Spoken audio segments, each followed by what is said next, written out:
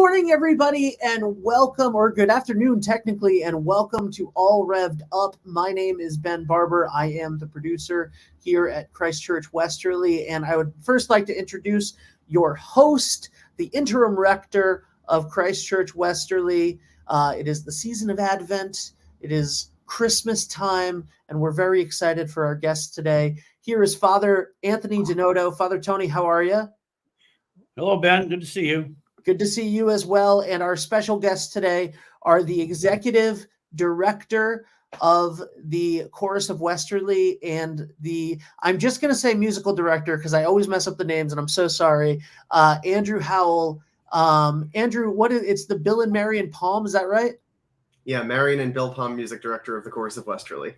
Marion and Bill Palm, music director of the Chorus of Westerly is welcome, guys. I'm going to let everybody get to it. But Ryan and Andrew, always great to see you, and I can't wait to listen in on this conversation. So see you in a bit. Well, here we are. I was thinking before in the backstage room there, I was thinking 25 years ago, what do these two guys, and I was back there with them at choir camp. That is true. When you guys were like in grammar school. Not quite, but I was in high school.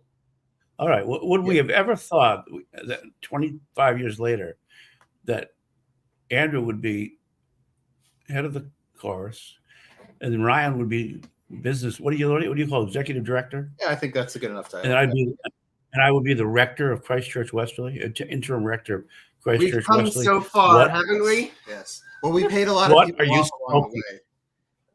What are you smoking, right? I'm thrilled to be here. I got to tell you, when they put your name on the guest list, I thought, well, this would be fun to sort of just let them tell me how does it feel now after how many years? 10 years? Yeah, Andrew? this is year 12 for me, and I think 15 or 16 for you, right? Yeah, Ryan? 15 for me. So, yeah. Well, I mean, we're well into it at this point. We've had a lot of time to kind of shape the organization to take it from where it was, from its 53 years with Bunky as founding director and his whole crew that helped support him through that, and have really kind of, I think, hit the ground running and made this our own, expanding the footprint and inviting more people in and continuing on that great tradition. So we're both very lucky to be in these positions, having grown up through the program. So we fully understand the impact that it can have. yeah, in some ways, it's very similar to what it was, back then. But in other ways, it's completely, and actually, in many ways, it's completely different.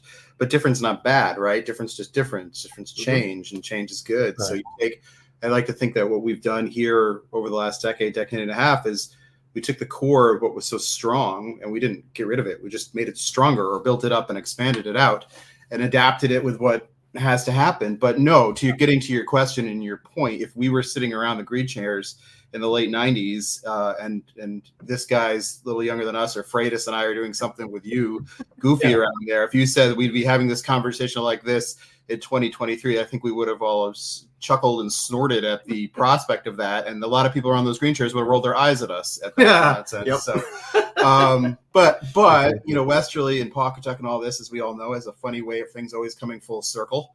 Even when you think you've gotten out, they suck you back in, so I know how that is. Yeah, right. Exactly. As well as anybody. So then I guess if we took a step back from that moment around the green chairs, we'd probably say, well, that would make sense. It doesn't, who knows how the path will go, but that's part of life's fun journey, right? So Exactly. For our viewers that are not as up to date or versed in the history of the chorus, give me like a 2-minute snapshot of when this whole I like to call it an organization, because I think the chorus is it's an organic organization. Well, I think maybe that's why why organ is in organization. It's and hard. I think you're right. So it's hard to sum up the chorus in 2 minutes, but the quick version, since we're on the Christ Church show here, is to say that we are probably the greatest community outreach effort of Christ Church ever. That's right. George Kent and his choir and Lynn and Ann Utter and all those wonderful folks in the late 1950s thought that that the choir members could do something more than Sunday morning music, and assembled the Christ Church Concert Choir to perform in the church in December 1959, and opened it up to the larger community. So other singers outside of the choir could come in and do it. But he particularly wanted to have the opportunity for not just the adult singers to sing these masterworks, but to have kids be an equal part of it. And that idea immediately grew into something independent and special on its own. And, a couple of years later, it incorporated as the community chorus of Westerly. And then really through a lot of, both Bunky's talent and vision, but a lot of volunteer effort by some really special Westerly region people, both at Christ Church and in the greater surroundings. This organization grew and grew and grew. And at its core was always doing things right, doing things professionally, even though we were a volunteer, really driven amateur organization. But Bunky's standards were super high, as we all know. And the generational thing about having kids involved means that from year after year, you're completely repopulating, but also your leadership is repopulating. So the vision can keep moving. And, this is an organization that, started again. Well, the choir loft wasn't even built. So let's say in the chancel of Christ Church, and found its way into being one of Southern New England's leading arts organizations. And now it's just so much more than just performance. I mean, this is definitely a home of serious music education, which George started and Andrew has really expanded upon. But it's also it is a community hub of so much more than just music. I mean, this is a place where so much happens, so much connection has happened. And so like for both of us, both of us grew up as in the choir at Christ Church too, as well as singing here. So, that's why I like to always say, like, Christ Church, if the goal of the church is to basically, one of the goals is to serve its community and to, bring the Spirit of the Lord out in different places. Well, the chorus of Westerly sort of did that in a very, very different way. But if you look at the impact of the thousands of singers who've been a part of it now, and the almost millions of people who have encountered it, gosh, you can't get much better than that. So that's the very quick version of the chorus of Westerly. Yeah, I think, the idea of it being part of our parish's outreach years ago, there was an English theologian also a parish priest named George Herbert in England in the 19th century. And his philosophy was, when George Herbert got appointed to be the vicar of, say, St. Paul's in Hampshire or wherever, he wasn't the rector or the vicar of the church. He was the rector or vicar of Hampshire. Mm-hmm. And I think that's the kind of mold, if you will, that the role of rector at Christ Church, and well, it's always been my approach. I've been a priest now for almost 25 years. And, George Herbert made a big impression on me when I read his work. And that when I got appointed to be called to be rector of St. John's in Niantic, I really wasn't. I didn't feel like I was the rector of just St. John's. I felt like I was the rector of Niantic, and I think that's the way the rector here, all the rectors here who have served in so many ways in so many years, approach the same thing. Bob Anthony, Jim Annan, David Jocelyn, Pastor Neil Chandy, you name it. Yeah. They have, and I'm only the interim rector, but I can't go into a restaurant even now without people, hey, Father Tony, how are you? And I think that's part of what the church is supposed to do, part of where the church is supposed to be, and a presence in a community that has a wider spectrum of interest than just not to diminish our central role as a community of prayer. Right. But also to draw people in as neighbors and in a relationship. It's the same kind of thing that the chorus does. It's all about relationship. Right. Music is a beautiful way to build community. Absolutely. Yeah. Say more about that, Andrew. I think that's exactly right. Well, I think that's what ultimately all of this is about. Yes, at our highest level, we want to be making really good music, and we want to be putting out a product that is of the highest quality. Surprisingly so, I think, for little Westerly, Rhode Island, people constantly say, it's like something from a big city that we have right here in Westerly. But the other side of that is the community and a group of people coming together, no matter what age they are, what their background is, what they believe, what they don't believe. Whatever they're coming from, they can come together for making music. They can come together and become a community that works together, that cares about the same things, that will all respect each other and work hard with each other for a common goal.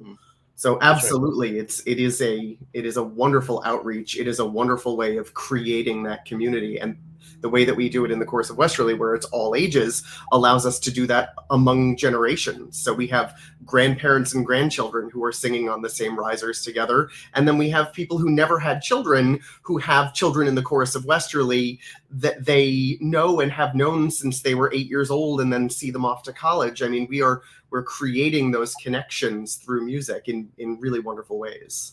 What did it feel like for you, Andrew, when you stepped into George Kent's shoes? After, I mean, he's a legend.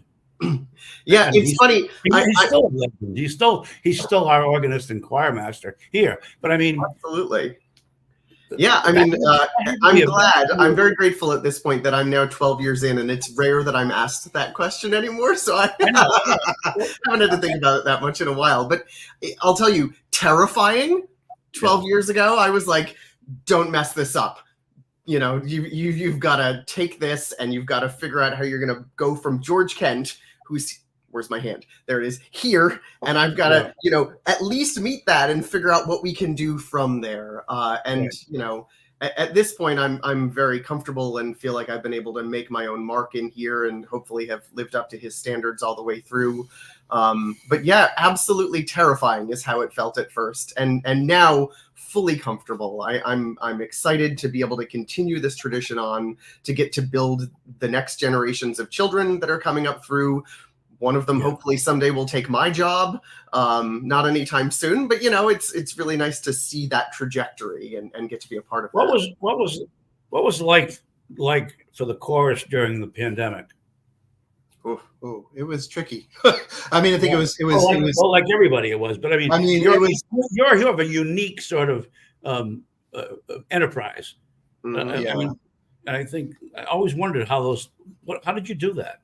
Well, I mean, it gets to what we've been talking about, which is connection, because when you come down to it, one of the things for the membership, at the very least, that's important is the connection with the other people. I mean, the thing about singing with someone else is, you know, that it's a lot like in praying, like when you do communal praying, like it connects you in a way that's very deep and very personal. And when you don't have that connection, that lacks in your life. But also one of the wonderful things about any sort of community, be it the chorus or a church, is those moments at the breaks or the coffee hours or the times afterwards where you get that, you know, you get that socialization. So for us, you know, something like COVID, especially when it first hit out there, I don't know if you remember, but one of the really big news stories was there was a chorus out in Washington, and COVID ripped through that chorus, and lots of people died. And it immediately choral singing in particular is going to be like, this will never happen again.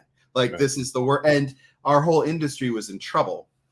So there were two things that we did. One, we realized that we had to pivot programmatically in terms of we're never going to be able to rehearse the same way. I mean, Andrew would have rehearsals and sing, people could sing along at home, but that was not really very fulfilling, but we tried.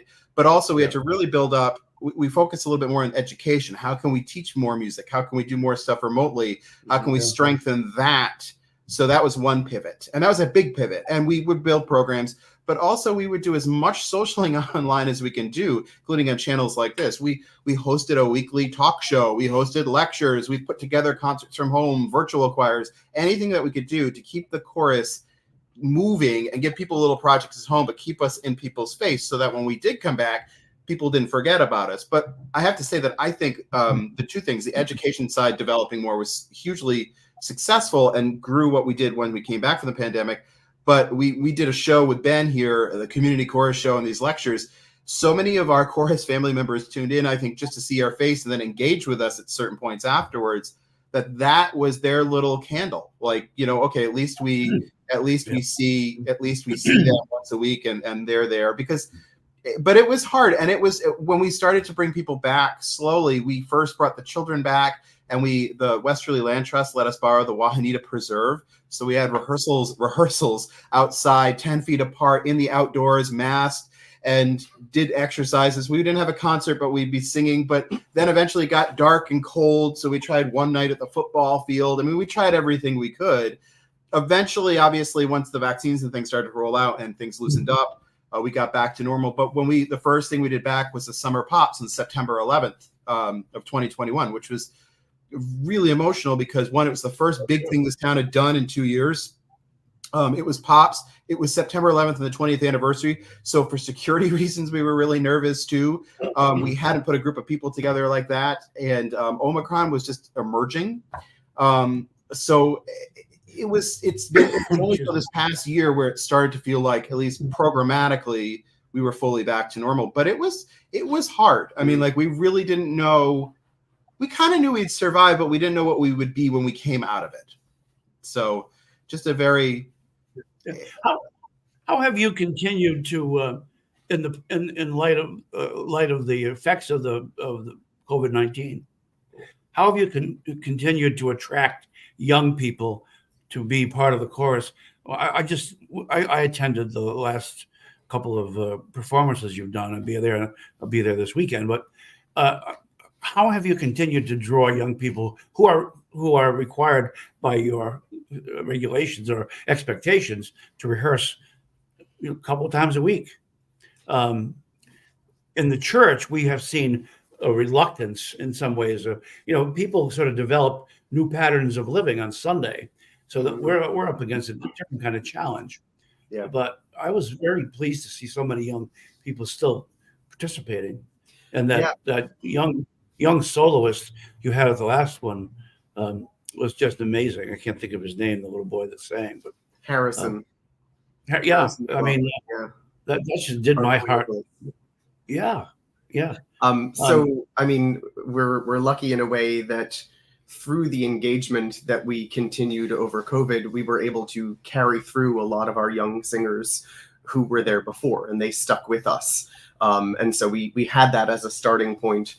Also, over the period of COVID, from programs that we had just started right before everything shut down, after school programs in particular here in Westerly and in Stonington and in Charahoe, we have a much larger footprint of children engaging with the chorus in general. And the more we can be out in the community doing things where people can experience singing or see what we're doing, that word of mouth and that, being in people's faces helps us to build that up. We are fully back in terms of numbers. We have a bit more growing in terms of just the fact that we didn't have the period of about a year and a half where we were laying the foundations of the musicianship. And so we're rebuilding all of that now in some ways with the children who are here. But essentially we're back to normal. We were able to this year really kind of hit the ground pre-COVID numbers wise. So we're in good shape. Tell me about your upcoming performance this weekend. Yeah, it's Christmas Pops, and hopefully everyone got their tickets already because we sold out before Thanksgiving this year. Sorry for that, but also we're really thrilled with that because it's, we don't always sell out concerts, but Christmas Pops, that one sells. Are you performing on Saturday and Sunday? Saturday and 2 shows on Sunday. Yeah, 3 shows. Yeah, 3 shows total. I mean, as always, we're trying to kind of hit the favorites, but also we've got some exciting new things. Our friend John Tafone, another Westerly human and alum of the chorus of Westerly, has created 2 new charts for us that will be premiering this year. All I Want for Christmas Is You, the Mariah Carey hit, and a setting of How the Grinch Stole Christmas, which is a lot of fun. So we've got narrator, chorus, orchestra, all of that stuff for that one. And then, classics like Hark the Herald Angels Sing, O Come All Ye Faithful, where we'll invite the audience to sing with us. We've got a brand new chart for the opening of the concert, We Need a Little Christmas, which is just a big manic, rousing, fun piece. People are in for the usual Christmas Pops treat. Santa might show up at some point. Who knows? I'll wear a fancy jacket. I was tempted in getting ready to go to your last performance. I have a killer St. Nicholas costume. Hey, all right. Wear it this weekend just for kicks. I almost went to the last concert with it because We'll take you anytime. That would have been awesome. Wear it to the Mozart concert in the spring just to really confuse people. That would just be like, I'm a little late, but it's another miracle. It's funny. It's nothing to do with anything I heard, anything about us. I heard today a parishioner, who's a fairly new parishioner, telling me about a music luncheon program they had at their parish. It was called a box lunch at St. Stephen's, BACH apostrophe. Love it.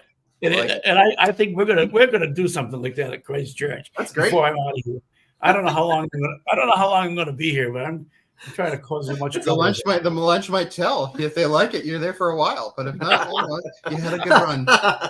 Well, the beauty of being an interim rector. Now, as I said, I've been ordained 25 years, and this is my third position as an interim. Although I was a rector for 10 years, and I was rector of 2 parishes in addition to being interim. But the beauty of being an interim, the reality of being an interim is that you come into the position pre-fired. That's true. Your fate is already sealed. That's true. Right. And that's sort of been difficult in a couple of places, because a couple of places they really wanted me to stay, and of course now I don't even have that problem because I'm too old. I'm 2 years past the retirement age. But it's funny you say "Hark the Herald Angels Sing." St. John's in Niantic, we had a float in the light parade every year. When I was there, it was called "Hark the Herald Angels Sing," and I dressed up as St. Nicholas, and we had all the kids dressed up like angels on the float in the light parade. It was really a lot of fun. But from my perspective, I think that anybody who comes to this parish as rector when the search committee begins their work, I think they got a lot to be thankful for. A parishioner I just met for a conversation today told me that he had researched coastal communities up and down from Maine to Massachusetts to Rhode Island, and he said Westerly by far was far superior with so many things, and he mentioned things like your organization and other things, and I think being a native of Westerly myself, and having lived in Mystic for many years before we moved to Legend, I don't think a lot of us locals realize what a wonderful community Westerly is. Sometimes we take it for granted in many ways. We have the best beaches in the United States, as far as I'm concerned. And the community is growing. The theater downtown, the chorus, St. John's, St. Christ Church. I think Westerly is a very attractive place, and the search committee hasn't even met yet. So I don't know why they're slow walking it in a good way, because they're being very deliberate about how they prepare the information, and eventually they'll call somebody who will be a great addition to this parish. Well, it shows some faith in you, right? They know they're in good hands in the interim, so they don't have to rush in any way to get that done. Well, I hope that's the case, and I that's my goal, is to give them a non-anxious presence, so that as you well know, that parish has been through a couple of failed rector's calls due to nobody's malfeasance. It just happened, personal circumstances, but that can really disrupt the life of a parish. And I think Jim Bocchino and Sunil deserve a lot of credit for that. I met with the bishop back last July, right after I retired from Connecticut, and he was talking about this and that. And I said, whatever you want to say about Christ Church in its past, I said, I think the place could have easily gone down in flames if it hadn't been for Jim Bocchino and Bocchino. I don't know how to pronounce his name. And Sunil. Yeah. And I think that the organization, the family, the people, the relationships that are made here and that thrive here, and a lot of our members of our chorus still sing and a lot of our choir still sing the chorus. So it's I feel very blessed to be here. I told somebody the other day, I finally admitted it to somebody, I always wanted to be rector of Christ Church, and so I ended up retiring and, getting called. The bishop said to me in July, he said, if they call you, he said, when could you start? This is like right after the 4th of July when he talked to me. And I said, well, maybe late August, maybe Labor Day. He said, maybe early August. That's funny. Well, but Funny. I think that this kind of thing that got established during the pandemic, with Ben and Sunil, is really a great asset to our ability to reach out and to continue to maintain relationships with lots of people in the community. And I'm as you all know, my wife said to me when I was getting ready to retire the second time, because I retired at 72, then I retired again at 73. And then she said, "Well, you're really retired." She goes, "Now I get to go to a church I want to go to instead of go to the church where you are." And then I find out you're going to be at the church where I want to go to. So did she go there or did she go somewhere else? Well, she's coming to Christ Church. She's enjoying Central Baptist. That's You're great. telling me. That Cal Lord. In fact, he's my next interview. He's great. All revved up. I have to. I do this every broadcast, and I want to give credit to Father Peter at St. Mark's in New Canaan. I kind of borrowed the title of this podcast. They have a podcast called Rev'd Up for Sunday, and what they do is they talk about the scriptures for the coming Sunday. So I didn't really plagiarize it, but I borrowed a little bit of it, and I just want All to right. We won't thank tell. you. It's not like nobody knows. It's not like it's on the internet or anything, or the title's like right there. Right there, or anything like that.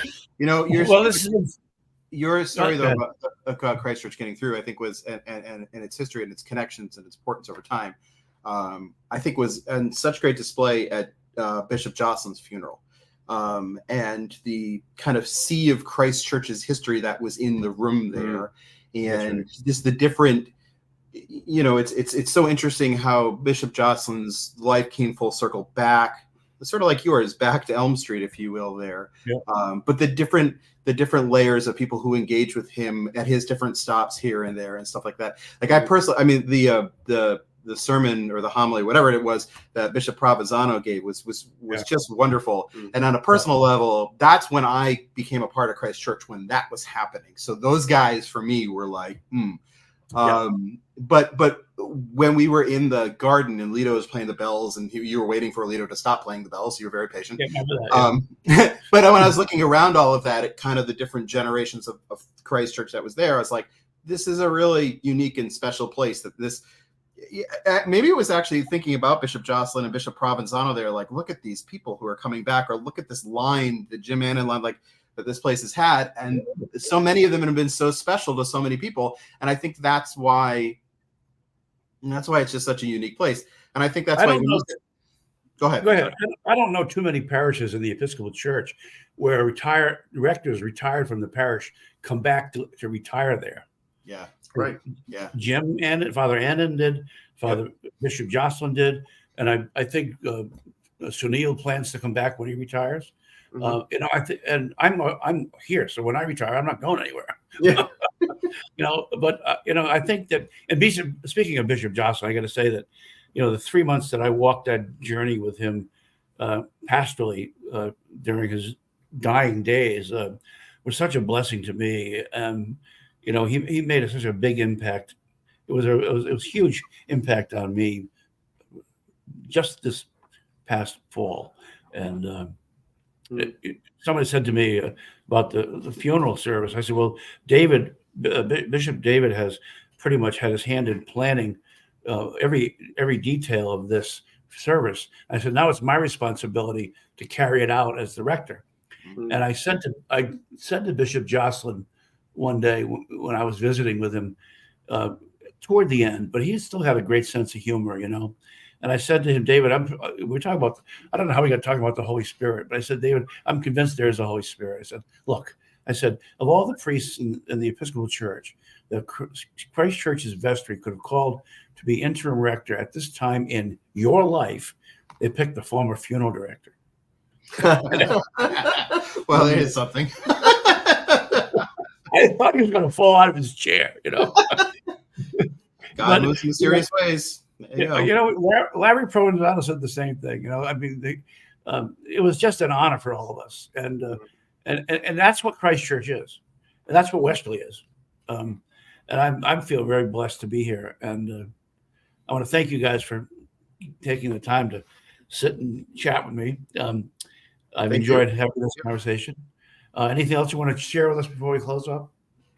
I don't think so. We look forward to seeing people this weekend, but and then we have a wonderful busy spring. We've got Yeah. a concert in March, so anyone who can't get tickets for Christmas Pops, it's the same thing in the spring. You know, the March concert and the Mozart C minor Mass are just like Christmas Pops. So get tickets to those instead. March is Music of France and England, which will kind of relate to the tour that we're taking in July. We're taking just over 200 people, 115 or so singers to France and England, July 4th through 16th. So some of that music will be at the March concert, and then the Mozart C minor Mass is the big piece that we're bringing, which is our May concert as well, and then Summer Pops in June. Are you looking for a traveling chaplain, I hope? Of course. I mean, somebody's got to do the service at St. George's, Windsor. So, That's right. You know, You know, one of the things on my bucket list, I got to be honest with you, is, you know, I've been playing Santa Claus since I was 15 years old, and I have not only a killer St. Nicholas costume, which is really mostly my vestments, my red coat and all that stuff, but I have a killer Santa Claus costume. And one of my on my bucket list was what years ago George had a concert with. There was a number that they had a guy dressed as Santa Claus, and he typed on a typewriter. typewriter. Yeah. Oh, yeah. You remember that act? Oh yeah. Yeah. It was Ronnie Stabile. I'm available. Okay. I think we still have the typewriter. We do. I think it's like right over there. Yeah, it is. I actually have George Utter's typewriter from the Westerly Sun. Oh, wow. It's an old antique. I think it's called Remington. It's an old Remington type. So if you ever do that again, I'm available. Okay. Thank you. All right. Thank you. That could, Guys, that could be the fourth show on Sunday night. Just you. Just you. Father Tony Donotto unplugged, and just you and the There we typewriter. You know, I'll dance along with it. You play the typewriter. We'll sell plenty of tickets. 2-man show. Well, Andrew and Ryan, thank you very much. Thanks for Thanks for having having us. us. A pleasure. And Ben, I guess you're back there looking at us, so I guess we can bring this conversation to a close. Absolutely. Thank you guys so much. We'll see you this weekend. Thank you, Father Tony. We'll see you guys God all bless soon. And check out everything at ChristchurchWesterly.org and of course of Westerly.org. We'll see you soon. Bye, guys. Take care, boys. Thanks for watching. Did you know that you can join Christ Church from anywhere in the world? If you're feeling connected to what we're doing, email us today at communicate@ChristchurchWesterly.org.